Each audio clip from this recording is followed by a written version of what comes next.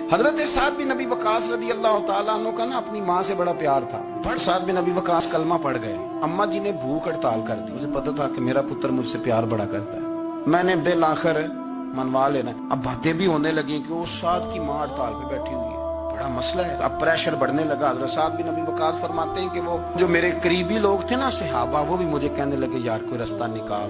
حضرت سعد بن ابی وقاص کی ماں نے 3 دن تک روٹی نہیں کھائی, پانی نہیں پیا, بے ہوش ہو گئی. اب جب بے ہوش ہوئی تو شور پڑا, سارا محلہ جمع ہو گیا. اب سارے لوگ کھڑے اور بچہ وہ ہے جو ماں کی بڑی ماننے والا ہے.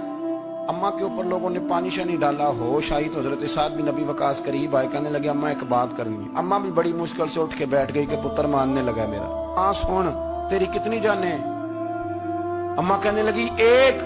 تو حضرت سعد فرمانے لگے تیری 1000 جان بھی ہو نا, تو ایک ایک کر کے ساری نکل جائے تو میں محمد عربی کا کلمہ پھر بھی نہیں چھوڑوں گا.